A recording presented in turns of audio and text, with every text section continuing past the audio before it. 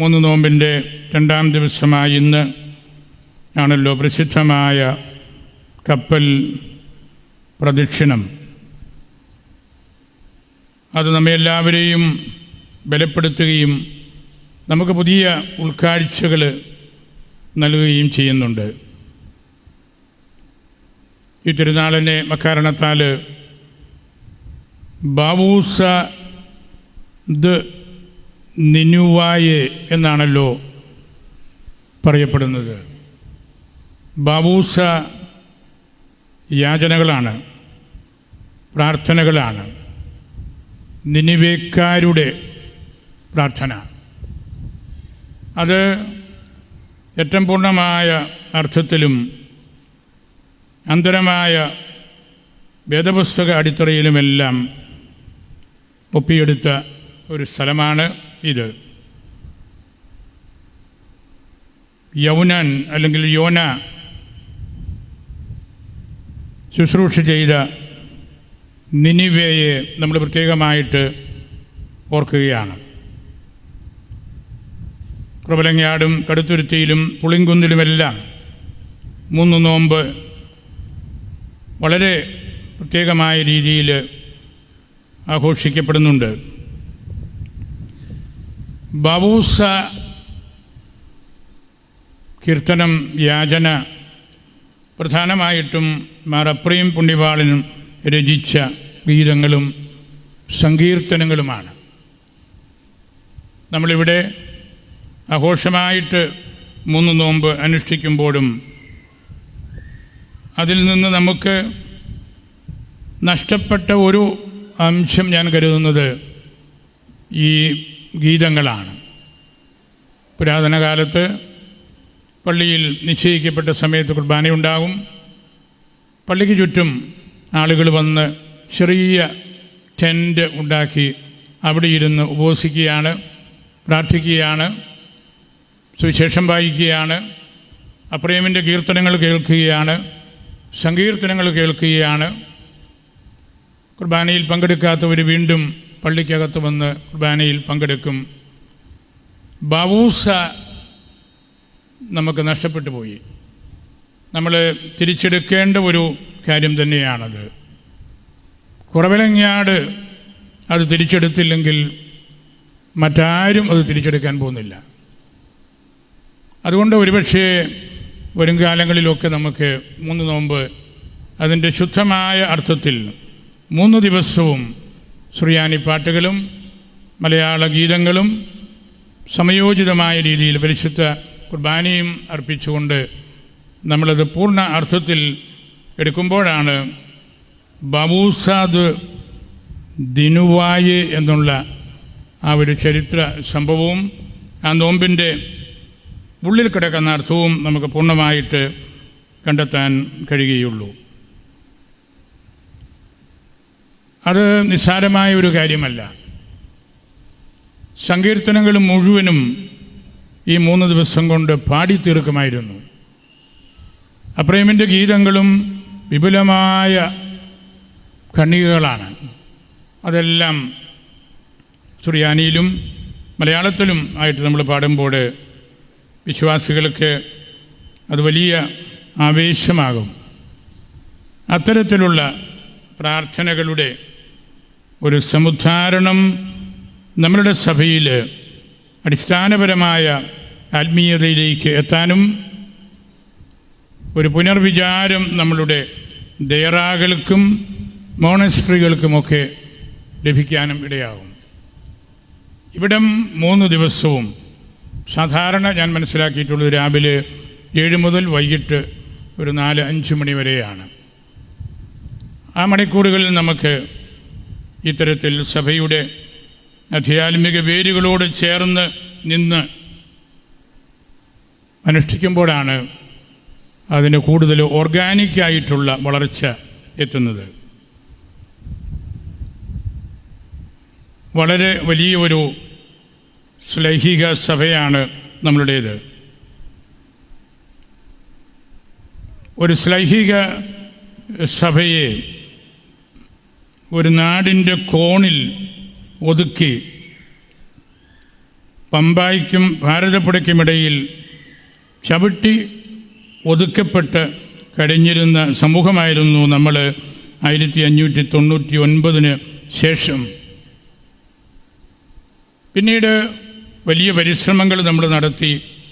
ഇന്ത്യക്കകത്തും ഇന്ത്യക്ക് പുറത്തും ഇന്ന് ഷിക്കാഗോ മുതൽ സിഡ്നി വരെ നമുക്ക് നമ്മളുടെ സഭയുടെ ക്രമീകരണങ്ങളുണ്ട്, നമ്മുടെ ആളുകളുണ്ട്. അതിൻ്റെ എല്ലാം പിന്നിൽ ഈ സഭ കാത്തു സൂക്ഷിച്ച അടിസ്ഥാനപരമായ നോമ്പ്, പ്രാർത്ഥന, ഉപവാസം, ഈ പള്ളി നൽകിയ നേതൃത്വം എല്ലാം വളരെ പ്രധാനപ്പെട്ടതാണ്.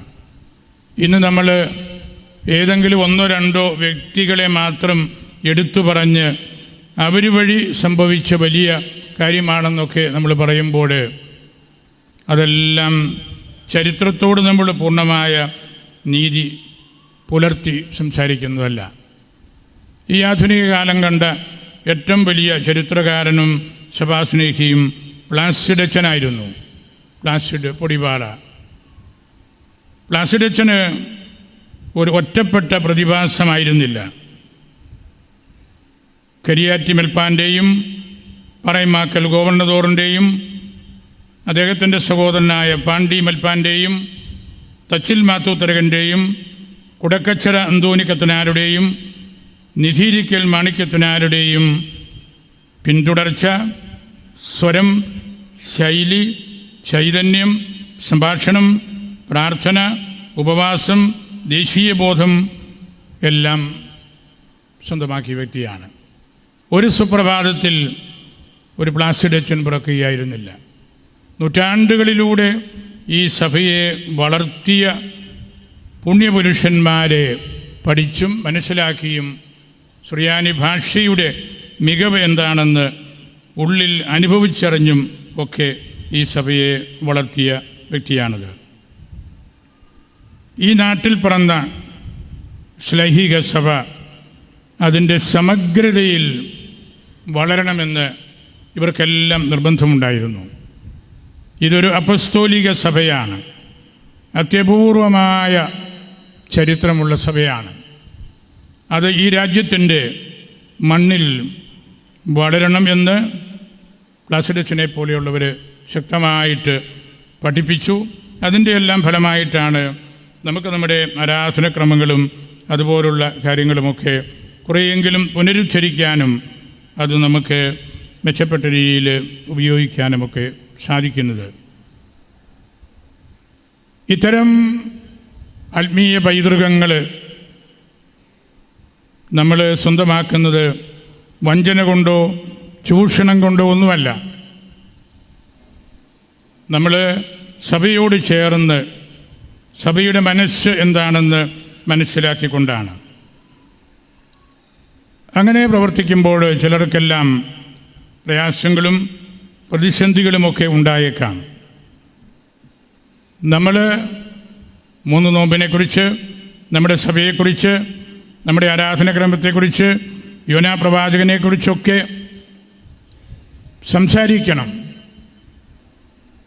സമൂഹത്തിൻ്റെ വാമൊഴി വലിയൊരു സംരക്ഷണമാണ്.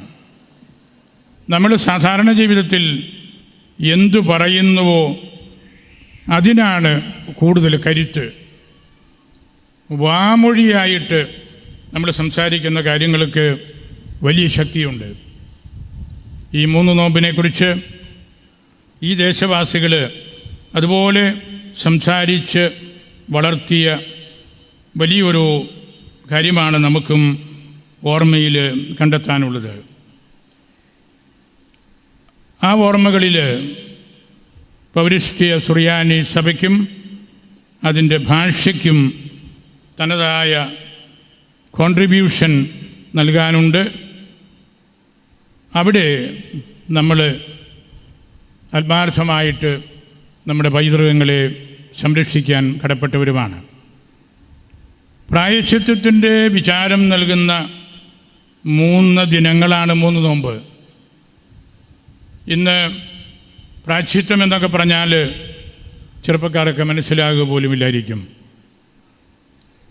കടപ്പൂർ നിവാസികളുടെ നേതൃത്വത്തിൽ പ്രദക്ഷിണ സമയത്ത് കപ്പൽ കയ്യിലും തോളിലുമെടുത്ത് നീങ്ങുന്നത് കാണുന്ന എല്ലാവരുടെയും മനസ്സിലേക്ക് ബൈബിളിലെ യോനായുടെ പുസ്തകം ഒരു വെളിപാട് പോലെ കടന്ന് വരികയാണ്. യോനായുടെ പ്രസംഗം കേട്ട് നിനിവേക്കാർ ചാക്കുടുത്ത് ചാരം പൂശി അനുതപിച്ചു. സുവിശേഷം കേട്ട് അനുതപിക്കാത്തവരെ നിനിവേ നിവാസികൾ വിധി ദിവസം കുറ്റം വിധിക്കുമെന്ന് ഈശോ ഓർമ്മിപ്പിക്കുന്നുണ്ടല്ലോ. മത്തായിയുടെ സുവിശേഷം 12:41. കർത്താവ് പ്രവർത്തിച്ച അത്ഭുതങ്ങളുടെ അർത്ഥം മനസ്സിലാക്കാത്തവരോട് ഇനി യോനായുടെ അടയാളം മാത്രമാണ് അവർക്കായി അവശേഷിക്കുന്നത് എന്ന് ഈശോ ഓർമ്മപ്പെടുത്തിയല്ലോ. ലൂക്ക 11:29. 3 ദിനരാത്രങ്ങൾ മത്സ്യത്തിൻ്റെ ഉള്ളിൽ യോന കഴിഞ്ഞതുപോലെ മനുഷ്യപുത്രൻ 3 ദിവസങ്ങൾ കല്ലറയിൽ കഴിയും. 3-ാം ദിവസം ഈശോ കല്ലറയിൽ നിന്ന് ഉയർത്തു. മരണത്തെ അവൻ തൻ്റെ ശരീരത്തിൽ സ്വീകരിച്ച് എന്നേക്കുമായി അതിനെ കീഴടക്കി. നമ്മുടെ കടച്ചീട്ട് വാങ്ങി അവൻ കീറി ദൂരെ കളഞ്ഞു. അതാണ് ഈശോ ഓർമ്മിപ്പിച്ച അടയാളം. സഭ മിശിഹായുടെ മൗതിക ശരീരമാണ്, മിശിഹായുടെ തുടർച്ചയാണ്, മിശിഹായുടെ കൃപകളാണ് ഉദാശകളായിട്ട് സഭയിൽ നമ്മൾ കാണുന്നത്. സഭ മനുഷ്യഭാവനയിൽ വിരിഞ്ഞ ഒരു സങ്കല്പമല്ല, അത്തരം ഒരു സ്ഥാപനവുമല്ല, മനുഷ്യബുദ്ധിയുടെ നിർമ്മിതിയുമല്ല. ദൈവപരിപാലനയ്ക്ക് വിധേയപ്പെട്ട് ദൈവത്തിൽ നിന്ന് വന്ന സത്യമാണ്. എന്നാൽ സഭ കേവലം മനുഷ്യനിർമ്മിതമാണെന്നും ഏതാനും ചിലരുടെ ഒത്തുചേരലാണ് അതെന്നുമൊക്കെയുള്ള അർത്ഥത്തിൽ പല നിലപാടുകളും ഈ നാടുകളിൽ നമ്മൾ കാണുന്നുണ്ട്. Church is not a club, church is not a consortium, church is not a group of critics, church is not a group of social workers. Church is a communion gathered around a creed which has its root in the Eucharist. സഭയുടെ വിശ്വാസ പ്രമാണവും പരിശുദ്ധ കുർബാനയും അതിനു ചുറ്റും ഒന്നിച്ചു ചേരുന്നവരാണ് സഭയായിട്ട് പ്രവർത്തിക്കുന്നത്. അതിന് വിരുദ്ധമായിട്ട് പ്രവർത്തിക്കുന്നതെല്ലാം തെറ്റാണ്, പാഷണ്ഡതകളാണ്. സഭ ഒരു കാലത്തും അംഗീകരിക്കാത്ത കാര്യങ്ങളാണ്. സഭാ വിജ്ഞാനീയത്തെ നേരിട്ട് ആക്രമിക്കുന്ന ഉപരിപ്ലവമായ പല നിലപാടുകളും ഇന്ന് വിശ്വാസികളുടെ ഭാഗത്തുനിന്ന് ഉണ്ടാകുന്നുണ്ട്. നമുക്ക് നൽകിയിരിക്കുന്ന വലിയ അടയാളപ്പെടുത്തലുകൾ മാർപ്പാപ്പായും മേജർ ആർച്ച് ബിഷപ്പും സിനഡും ആ അടയാളങ്ങളെ നമ്മൾ അംഗീകരിക്കാതെ തള്ളിക്കളയുമ്പോൾ സഭാവിജ്ഞാനീയത്തിൻ്റെ കേവലം ബാഹ്യമായ ഒരു കൂടിവരവിനെക്കുറിച്ച് മാത്രമാണ് ചിന്തിക്കുന്നത്. സഭയുടെ ഘടനയും അതിൻ്റെ ഭരണക്രമവും വിശുദ്ധ ഗ്രന്ഥത്തിലും വിശുദ്ധ പാരമ്പര്യത്തിലും അധിഷ്ഠിതമാണ്. അതിനെ നമ്മൾ വെല്ലുവിളിക്കുമ്പോൾ നമ്മൾ വിഭജിക്കപ്പെട്ടവരായിട്ട് നിന്നുകൊണ്ടാണ് അതിനെ വെല്ലുവിളിക്കുന്നത്.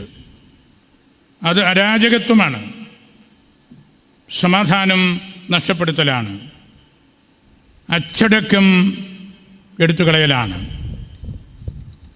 അച്ചിൽ ഒതുങ്ങുന്നതാണ് അച്ചടക്കം. അച്ച് പരിശുദ്ധ കുർബാനയും പാരമ്പര്യവും നമ്മളുടെ മേലധികാരികളും ഒക്കെയാണ്. അത് നഷ്ടപ്പെടുത്തിയിട്ട് അച്ചടക്കം എന്ന വാക്ക് പറയാൻ പോലും നമുക്ക് അവകാശമുണ്ടെന്ന് ഞാൻ കരുതുന്നില്ല. അടിസ്ഥാനപരമായ വേദപാഠമാണതൊക്കെ. ഫണ്ടമെൻ്റൽസ് നഷ്ടപ്പെടുത്തി കളയുന്ന ഒരു സമൂഹമായിട്ട് നമ്മൾ മാറിപ്പോകുന്നുണ്ട്. ബലിപീഠം പ്രതിഷേധ വേദിയാക്കുമ്പോഴും ഏറ്റവും സംപൂജ്യമായ പരിശുദ്ധ കുർബാന പ്രതിഷേധ പ്രകടനത്തിൻ്റെ ഭാഗമാക്കുമ്പോഴുമെല്ലാം നമ്മളെന്താണ് ചെയ്യുന്നത്? കുർബാനയുടെ കാർമ്മികരെ ദേഹോപദ്രവം ഏൽപ്പിക്കുമ്പോൾ എന്താണ് നമ്മൾ ചെയ്യുന്നത്? പരിശുദ്ധമായ കുർബാന, ആ കുർബാനയെ സംരക്ഷിക്കാനും അതിലൂടെ നമ്മൾ സംരക്ഷിക്കപ്പെടാനും നമുക്ക് സാധിക്കാതെ വരുന്നത് അരാജകത്വമാണ്. നമ്മൾ അവിവേകമാണ് അവിടെയെല്ലാം ചെയ്യുന്നത്. അവിവേകം ദീർഘനാൾ തുടരുന്നത് അത്ര നല്ലതല്ല.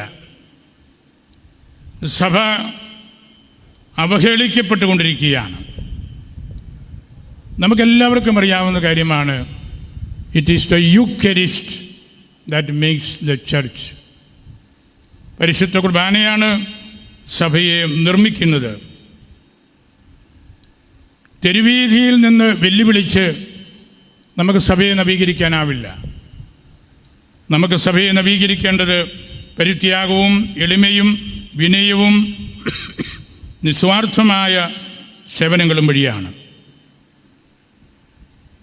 തെറ്റ് ചെയ്യുന്നവരെ അത് ചൂണ്ടിക്കാണിക്കുവാൻ സഭാധികാരികൾക്ക് കടമയുണ്ട്, വിശ്വാസികൾക്ക് കടമയുണ്ട്. എസെക്കിയേൽ 37:33 ഇസ്രായേൽ ഭവനത്തിന് കാവൽക്കാരനായി ഞാൻ നിന്നെ നിയമിച്ചിരിക്കുന്നു. ഓരോ വൈദികനും പരിശുദ്ധ കുർബാനയുടെ ഉറങ്ങാത്ത കാവൽക്കാരനാണ്. ഉറങ്ങാത്ത കാവൽക്കാരനാണ്. സഭ വളരെയേറെ പ്രയാസപ്പെടുന്നുണ്ട്. ലത്തീനിൽ ഒരു ചൊല്ലുണ്ട്, എക്ലേസിയ ലെന്ത. സഭ, ചർച്ച് ഈസ് സ്ലോ. സഭ സാവകാശമാണ് മുമ്പോട്ട് പോകുന്നത്. അങ്ങനെ പോകുന്നതിൻ്റെ കാരണം സഭയുടെ മാതൃത്വവും അതിൻ്റെ ശാലീനതയുമാണ്. സഭ അമ്മയാണ്, മാതാവാണ്, നമ്മൾ മക്കളാണ്. തെറ്റുതിരുത്താൻ അമ്മ നമ്മൾക്ക് സമയം തരും. അത് അമ്മയുടെ ബലഹീനതയായിട്ട് നമ്മൾ കാണരുത്. അമ്മയുടെ കുലീനതയാണ് അവിടെ നമ്മൾ കാണേണ്ടത്. അമ്മ എപ്പോഴും വിചാരിക്കും നമ്മൾ അനുദപിച്ച് അപ്പനിലേക്ക് അമ്മയിലേക്ക് മടങ്ങി വരുമെന്ന്. ആ ഒറ്റ പ്രതീക്ഷയാണ് സഭ വേദനയോടുകൂടി ഇത്തരം കാര്യങ്ങളിൽ എക്ലേസിയ ലെന്ത, സാവകാശം എന്നുള്ള ആ കാര്യത്തെക്കുറിച്ച് ചിന്തിക്കുന്നത്. നമ്മൾ വ്യാജ പ്രബോധകരാകരുത്. കർത്താവിൻ്റെ സഭയെ സംരക്ഷിക്കാനുള്ള വലിയ ഉത്തരവാദിത്വമാണ് നമുക്കുള്ളത്. ഇന്ന് നമ്മുടെ സമൂഹത്തിൽ ഒട്ടനവധി പ്രയാസങ്ങളുണ്ട്. വ്യാജ പ്രബോധകന്മാരുണ്ട്. കാര്യങ്ങൾ പറയാൻ ധൈര്യമില്ലാതെ ഒളിച്ചോടുന്നവരുണ്ട്. രഹസ്യത്തിൽ കുറ്റം പറയുന്നവരുണ്ട്. കുറവിലങ്ങാടിന് അങ്ങനെയൊന്നും ഒളിച്ചോടേണ്ട കാര്യമില്ല. കുറവിലങ്ങാട് സത്യം എപ്പോഴും സംരക്ഷിക്കുകയും അതേക്കുറിച്ച് സംസാരിക്കുകയും ചെയ്യുന്ന സ്ഥലമാണ്. നമ്മളുടെ കേരള സംസ്ഥാനത്ത് വന്നുകൂടിക്കൊണ്ടിരിക്കുന്ന പ്രതിസന്ധികളും നമ്മളുടെ സമൂഹത്തെ തളർത്തുന്നുണ്ട്. മദ്യഷാപ്പുകളുടെ എണ്ണം കൂടുന്നു, നിയമങ്ങൾ ലഘൂകരിക്കപ്പെടുന്നു, പണസമ്പാദന മാർഗമായിട്ട് അതിനെ സർക്കാർ കണക്കാക്കുന്നു. സർക്കാർ ജനങ്ങളെ ബലഹീനമാക്കുകയാണ്, അവരുടെ ശക്തി നശിപ്പിച്ചു കളയുകയാണ്. കുറ്റവാളികളെ വളർത്തുന്ന നിയമങ്ങളാണ് പലപ്പോഴും നമ്മുടെ സംസ്ഥാനത്ത് ഉണ്ടാകുന്നത്. കുട്ടികൾ ക്രിമിനൽ കേസുകളിൽപ്പെട്ടു പോവുകയാണ്, സ്കൂളുകളിലും കോളേജുകളിലുമെല്ലാം. ആധുനിക കാലത്തെ ട്രെൻഡുകൾ അനുകരിക്കുന്നതിനിടയിൽ നമ്മിൽ നിന്ന് നഷ്ടമാകുന്നത് സ്വത്വബോധമാണ്. നമ്മൾ ഉദാശകളെക്കുറിച്ചും മേലധികാരികളെക്കുറിച്ചും മനസ്സിൽ തോന്നുന്നതെല്ലാം പറയുമ്പോൾ നമ്മളുടെ സ്വത്വം നഷ്ടപ്പെടുകയാണ്. സ്വത്വത്തിൽ ഉറച്ചു നിൽക്കണമെങ്കിൽ ചരിത്രവും മൂല്യബോധവും നമ്മൾ മുറുകെ പിടിക്കണം. മദ്യ നയത്തിനെതിരെ നമ്മൾ സംഘടിക്കേണ്ടതായിട്ടുണ്ട്. നമ്മുടെ സമുദായം അതിൻ്റെ മൂല്യബോധത്തിൽ വളരാനായിട്ട്. പരിശുദ്ധ പിതാവ് ഫ്രാൻസിസ് പിതാവ് പറഞ്ഞല്ലോ, മദ്യം വഴി ലോകത്ത് പിറക്കുന്നത് ക്രിമിനൽസാണ്, കുറ്റവാളികളാണ്, കൊലയാളികളാണ്, മാനസിക രോഗികളാണ്. ക്രിമിനൽസിനെ വളർത്തുന്ന സാമ്പ്രദായിക രീതികൾ നമ്മൾ തൂത്തുമാറ്റേണ്ടതായിട്ടുണ്ട്. ജനങ്ങൾക്ക് വേണ്ടിയുള്ള സർക്കാരായിരിക്കണം. കാർഷിക മേഖല തളർന്ന് വളരെ ബലഹീനമായി, വന്യമൃഗങ്ങളെ പേടിച്ച് നമ്മുടെ ആളുകളൊക്കെ കിഴക്കൻ മലകളിൽ നിന്ന് ഇറങ്ങിപ്പോരുകയാണ്.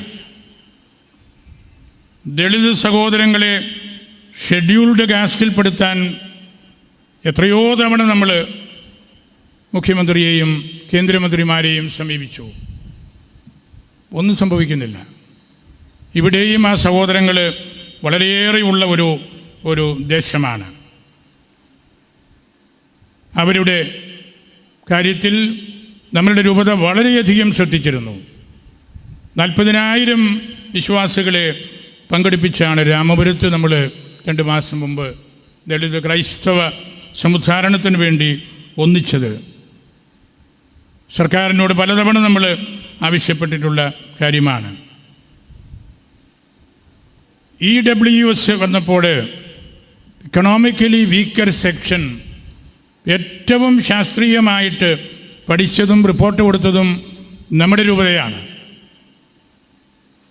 DCMSൻ്റെ കാര്യം വന്നപ്പോഴും അതുപോലെ തന്നെയാണ് ചെയ്തത്. ഇതുവരെയും നമുക്ക് AB കോശി കമ്മീഷൻ റിപ്പോർട്ട് എന്താണെന്നും അതിൻ്റെ പരിണിതഫലം എന്താണെന്നും മനസ്സിലാക്കാൻ അവസരം കിട്ടിയിട്ടില്ല. അതെല്ലാം തീവ്രമായ വേദനകൾ അതിനുവേണ്ടി അധ്വാനിച്ചവരുടെ മനസ്സിലുണ്ട്, അതിൻ്റെ പ്രയോജനം നോക്കിയിരിക്കുന്നവരുടെ ഹൃദയത്തിലുണ്ട്. അതിനെല്ലാം നല്ല തിരുത്തൽ ആയിരിക്കാം ഈ 3 നോമ്പ് ആചരണം. നമ്മളുടെ അന്തരമായ ആത്മീയ ബലം അതുകൊണ്ട് മാത്രമേ നമുക്ക് സമൂഹത്തിലും സമുദായത്തിലും സഭയിലുമൊക്കെ നിവർന്നു നിൽക്കാനായിട്ട് സാധിക്കുകയുള്ളൂ. തിന്മകളെ പ്രതിരോധിക്കുവാനുള്ള ശക്തി ആത്മീയമാണ്, പ്രാർത്ഥനയാണ്, ഉപവാസമാണ്.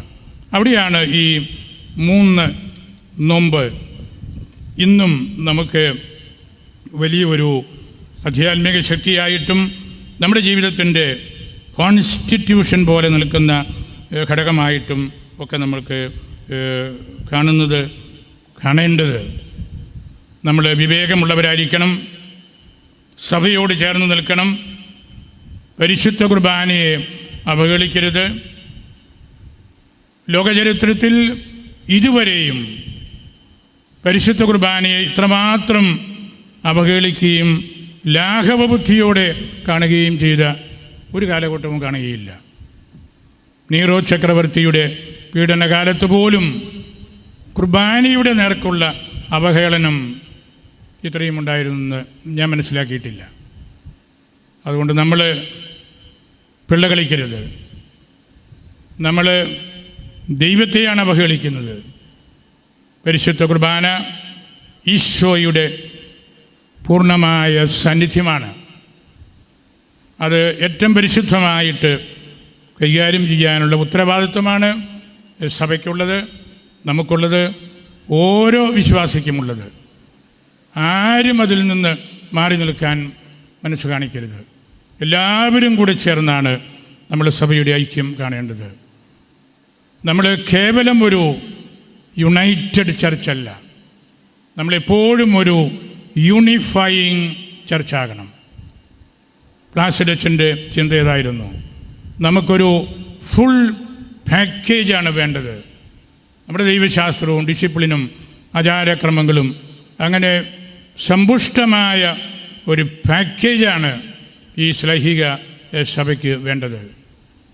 ഈ നോമ്പ് പുതിയൊരു കാഴ്ചപ്പാട് അതിലേക്ക് നൽകും എന്ന് നമുക്ക് ആത്മാർത്ഥമായിട്ട് വിശ്വസിക്കുകയും പ്രാർത്ഥിക്കുകയും ചെയ്യാം.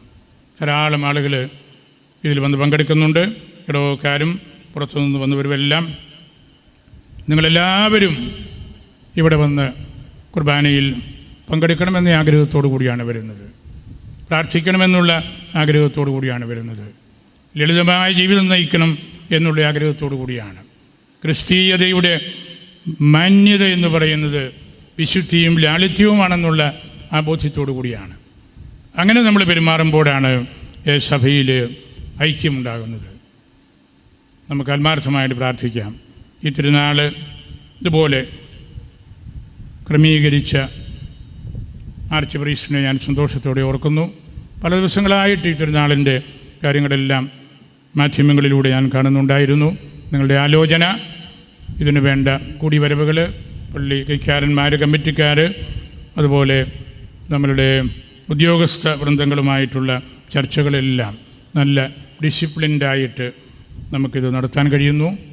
ഈ പള്ളി മദർ ചർച്ചാണ്.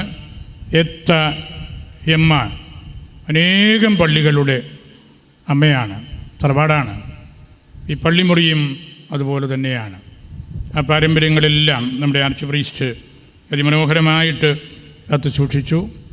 വളരെ വലിയ നിർമ്മാണ പ്രവർത്തനങ്ങൾ നമ്മുടെ ടൗണിലുള്ള ഷോപ്പിംഗ് സെൻറ്റർ ഉൾപ്പെടെ അത്ഭുതകരമായ രീതിയിൽ വേഗത്തിൽ പണിതീർക്കാനായിട്ട് നമുക്ക് സാധിച്ചു.